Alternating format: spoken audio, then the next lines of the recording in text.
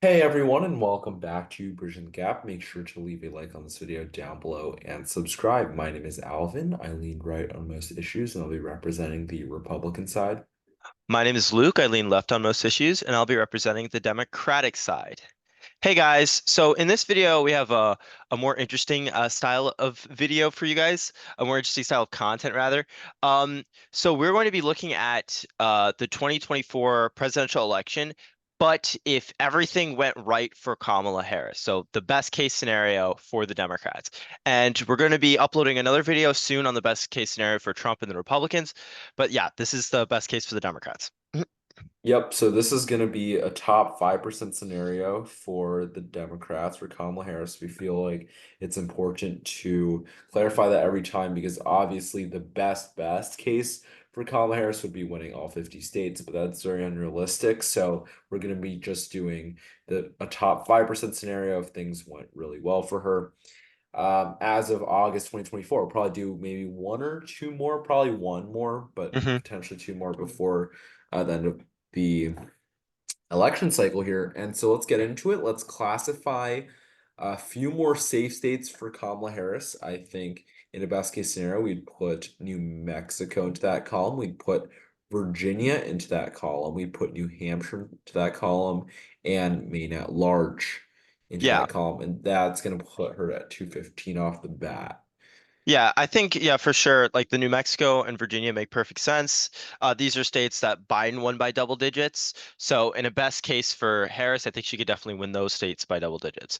Going up to New Hampshire and Maine here, these were slightly closer in the 2020 election. Biden won New Hampshire by 7, and Maine at large by 9.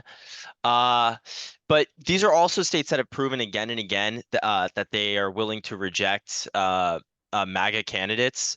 I believe in Maine, for example, the governor won by 13 points in 2022. So like large, solid margins for them there. Uh, so yeah, in a best case for Harris, I definitely think she could tap into those bases and win those New England states by double digits. Yep, easily. All right, we'll go into the Republican side now. There's obviously much less safe for the Republicans here in a best case scenario. But we can talk about South Carolina, which we've pretty much agreed would stay in the safe column. It's pretty close. Biden lost the state rather, by a I believe about little 12. over Yeah. 10, yeah, about 12. And so technically it could move into Harris by less than 10. She could get within 10 here, but we think it's still probably just safe. It seems very unlikely that she'll make too many gains here, although there is a significant black population, so guess she could energize Yeah, them. but before the video, we were debating whether or not to just characterize this beforehand. But yeah, it is pretty borderline. Yeah, but we don't really think Harris will be able to get there, even in the best of scenarios, that she'll be able to get below double digits in South Carolina. Uh, where to next? What are some likely states for the Yeah, Republicans, I would say? Alaska is just, just over the border there, of 10 points. Of course, Trump won it by a notch over 10 easily, and Harris's best scenario, she improves on Biden's margin here. You saw that House election where Democrats took the House at large district here, and it's definitely possible that Harris could get there, just under 10 points. Not that big of a shift would be necessary. I would probably say the state of Iowa here too, is going to be there. What do you think? yeah, I definitely agree. But before we go to I just want to say a small note on Alaska here. Alaska is a very interesting state because it has been trending bluer. But yeah, like I'm kind of wondering how would Harris fare in Alaska? I haven't really thought about that kind of combination, like what her appeal would be in that state, even though the state has been trending more and more toward the Democrats, as we saw with the election of Mary Peltola. But yeah, back to Iowa there. Yeah, Iowa was Trump plus 8 state in 2020. He won by 8 points, as I said before. I definitely think Harris could get it about the same in her best case. But yeah, this is one of those states that's been getting redder and redder. I don't even think the Dems are going to be trying too hard there this cycle. So yeah, I think in a best case, single digits, high single digits for Trump, uh, that would be the reality. Yeah. Do you think we Mm, should talk about mm. Ohio too in Oh the yeah, same vein? yeah. Ohio, yeah. I think in a best case, definitely Trump. Yeah, it'd definitely be likely. I think, in favor of Trump. Yeah, like I think it'd fall about the same. Ohio and Iowa, yeah, they were both about Trump won them by about the same margins. Um, I think in the election that we're going to see in 2024, Ohio will be closer than Iowa. That being because Dems are going to be spending more money in Ohio because they have Of that the Senate Senate race to win. race. So, but yeah, I think it'll only be around like 1 or 2 points closer, to be honest. But yeah, I think likely is a fair margin to put there. All right, let's talk about a few more likely states on the Mm, Democrat side. I would go for Minnesota here. The state in 2020 was pretty good for Biden. I don't think Harris could get this to over 10, though. It's a very tough ask for her. But it would definitely stay in the likely column. She wouldn't lose any ground there for sure. And also Nebraska second would be in the likely column here as yeah. well. I guess not a state technically, but she would get there. Um, yeah. I mean, maybe there's a small chance with Tim Walz that she could somehow like get it above 10. But yeah, like I don't in the top Yeah, 5% that's it scenario, yeah. happening. Yeah, it's hard to see. But yeah, I think she could definitely improve on Biden's margin in the best of scenarios. Yeah. All right. What do you, okay, I mean, I sort of think I'm on the fence right here about Michigan, actually. Yeah, me The too. likely, I'm really considering it now. Looking at Michigan, there's a case to be made here for Harris +5, which, seems tough. Seems difficult to see with the polling, but Harris has a lot of momentum recently. We see the recent trends for her in the polling in both the national and various state averages. You saw that Siena poll from the New York Times that came out with all three Rust Belt states at D+4 right now. Now, while I do not see that happening in Wisconsin or Pennsylvania, Michigan, there could definitely be a chance here. I'm gonna put it over in her best case into Yeah, likely. I Um, I agree. yeah, Yeah. Biden won the state by 3. She did really well in Michigan somehow. You obviously have Tim Walz. Maybe his appeal's just good enough. Gets her over 5. It's gonna be really close though. But Yeah, I think it is definitely in the range of possibilities. Like yes. in 2022, we definitely saw like Democrats are capable of doing really well in the state. Like Whitmer won by like 10 or 11 points. So, like if the governor can do that, I think there is a scenario where Harris can get it above 5. True. True. So, yeah, I think yeah, that's a fair rating for the best case for Harris. Let's go into the lean states now. I guess we can probably just stay on the Democrat side where there's going to be a lot of lean states, so we might as well talk about them. A lot of the states that are true toss-ups right now are going to go into the lean Democrat column, and Hmm. this includes all of the major swing states remaining that we haven't classified, basically Michigan. So that's going to be Wisconsin, that's going to be Pennsylvania, it's going to be Georgia, it's going to be Arizona, that's going to be Nevada. And so these states are ones where right now, of course, they're true toss-ups mainly. All of them are very, very Hmm. close. They're going to determine the course of the election right now, where Harris is maybe a tad favored, maybe it's 50-50, really. Can't really tell without really good data and really good analysis. And so, but with a top 5% scenario, she definitely wins by over one, and all these not going to be tight. If she wins this race by a landslide, as close to a landslide you can get really in 2024 with Kamala Harris, this is going to be what it looks like, Yeah. for sure.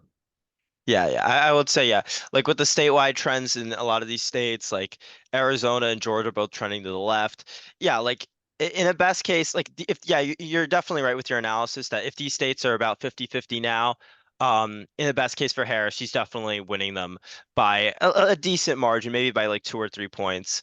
So yeah, I think I agree with all those characterizations. Yes. All right, I guess we can move now to the lean Republican states. Now, I'm very curious on your opinion of this, so why don't you go first? Okay, I mean the two I think are in the lean Republican space right now are Maine second and Florida. Okay, well, Maine second is a district that Trump won by 6 in 2020, yes. Uh and I do think, yeah, in an absolute best case for Harris, she might be able to cut that down ever so slightly to get into the lean column. But that's not like that's just a district. It's not too important. Florida, looking at Florida, this is 30 electoral votes. A lot. I do kind of believe that Florida is out of reach for Democrats. It's only been trending further and further right. I think even in the best case for Harris, I don't believe she'll be able to flip the state back. Yeah, I agree. With Maine second, I think I totally agree on that. Now, I've still been in a complete internal debate in my mind which state's going to vote to the right of the other, Texas or Florida. But recently, I've been seeing a lot of things in Florida that make me think that Florida's going to be to the right of Texas. You have the voter registration data with a lot of Republicans moving Hmm. here. And I think Kamala could recover a little with Hispanics in Texas. We were talking about this before. She's not very strong with Hispanics. Her strong suit is definitely more black versus than Hispanics. But both states here, Texas and Florida, have strong Hispanic populations. Of course, Hispanics are not homogenous. And Kamala Harris is definitely going to do worse in Florida with Hispanics. Now, this is for a lot of reasons, but Kamala Harris is commonly seen as more far left than a Biden, for example. You know, more moderate candidate like Biden was perceived in 2020. And I think these far left socialist attacks are going to work a lot better in Florida, where the population is made up of Cubans, etc. You know, a lot of people from former communist authoritarian countries. And so that's going to stick better. I think, you know, a lot of Florida culture is just going to reject Harris in general. So I'm going to keep this in lean, which is, you know, still a really good showing for Democrats in the state, considering how horrible they did in 2022. The whole Yeah. Florida apparatus, the Democrat apparatus there has absolutely imploded upon itself. It just doesn't work anymore. It's like the Republican of Colorado. It just doesn't work anymore. It's absolutely dying. And Florida's going to be safe Republican eventually, I think.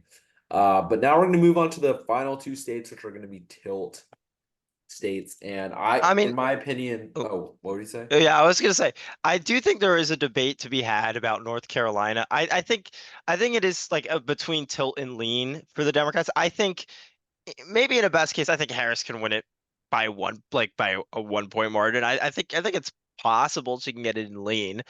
Um, I don't know. Like I think North Carolina is definitely the next to fall for the Democrats. Between that and Texas, I think it would be. Yeah, I mean, I guess she can win it by Mm. over one, although it's still very difficult to see because, you know, North Carolina has always, of course, been a tease for Democrats. You know, I can see it being over one, but I'm very borderline on this one. Could be a tilt here, just because you have all these other states around it in lean, and North Carolina is sort of a notch behind, you know, a You're right. Nevada, for example, a Pennsylvania. Mm. So, you know, I would definitely be on the borderline, but we'll just keep it there for now. I guess in a very best case, would put it there. And Texas. I'm gonna go tilt Republican. I don't think she can win it in 2024. I think she would have to improve so much. You know, yes, the state is shifting to the left over time, and that is a thing that is happening. But you have to remember that Biden already won the national vote, you know, in 2020 by a very solid margin. You see here that he won the national vote by 4.5%. That is a lot. And Texas voted six to the right of the 10 to the right, sorry. Voted six and 10 to the right of the country, nine to the right of the country. So, Hmm. you know, that would mean Harris would have to win the popular vote by 8 or 9 points. Yes, Texas is shifting, so maybe 6 to 7 points. Very unlikely. I think that's more of like a top 1 to 2% scenario where Texas flips blue. I think, obviously there could be some surprises. For example, in 2020, Georgia was a breakout surprise for the Democrats. We never expected Georgia to shift that much in 4 years. Sure, Texas could do that, but it's very, very unlikely. It's a more conservative state for sure. I would go tilt Republican. Personally, I think in a best case, Democrats still have a shot at winning Texas. Why do I say that? I don't think you can really just look at how far it is to the right of the country, because I mean you can, but like if you look at back in 2012 when Texas was voting like 20 points for the Republicans, it was back then it was like 24, 25 points to the right of the country. And the fact in 2020 it was only 10 points to the right of the country shows a massive shift to the left. I do think, yeah, like overall Texas, we both know this is trending to the left. Those suburbs in Texas are trending to the left. So I think there's a possibility Texas might only be like a handful of points to the left of the nation. I could see it like a scenario where it's only like say 4 points or maybe 5 points to the right of the country in 2024. And in that scenario, I think I don't think it's impossible to Harris to somehow get a victory. But then again, I will also say we don't have a lot of data yet. There hasn't been a single poll the testing Harris after she became the nominee against Trump in the state of Texas. So it is hard to say right now. I do think there is still hope, though. I think there is still hope for Texas Democrats in this cycle. I don't know So about that. I think in a best case, mm, Ted Cruz could lose a state in Texas, his race in Texas, for example. But I just don't see it because, I think it's a lot of hopeful optimism, but it's a little bit of wish casting. Because if you look around the country at this environment, if you look at this map in general, I just don't see it. Yes, Texas could fly left off a cliff, but that is not a top 5% scenario where Florida still stays this red. These states don't move that far to the left. All these swing states move, a couple points to the left, maybe 1 or 2 points, for example, in all of these scenarios. But Texas moves, a ton. Texas moves 6 points to the left. I'm not sure about that, especially when it's not like Kamala Harris really appeals to the Texas demographics. It's not like she has unique appeal with these people. It's not like, Tim Walz has unique appeal to these people. I don't really see it. I guess it could be a source of contention here, but either way, wrapping up the video here, we see Kamala Harris at 319. Technically, we could see a 359 scenario. We also are a little unsure about North Carolina. Will be leaner tilt. We have a few, unsures, but for now, this is basically the map for bridging the gap. Here we see Democrats sweeping all the swing states. We see them solidifying victories in a ton of the other states that were a little shaky earlier in the year, especially with Biden in here. Kamala Harris is a lot better. She's going to improve very, very well in a lot of states. And if this map happened, Democrats would be ecstatic. So that's about it. Any last words here? yeah, I just want to remind our viewers here that this is our best case for Democrats map.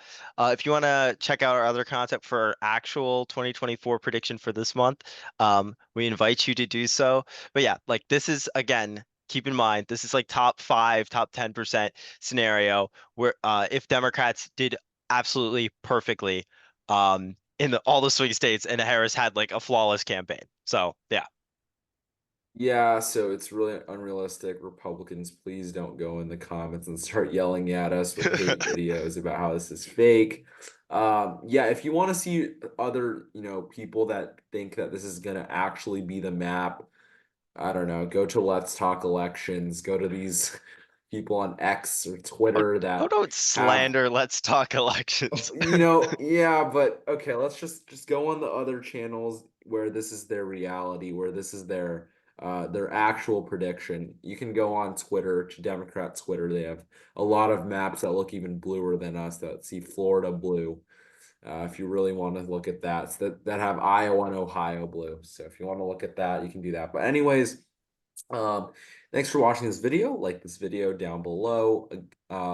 You should leave a comment with how many electoral votes you think Kamala Harris would end up with in her best case scenario, a realistic one, of course.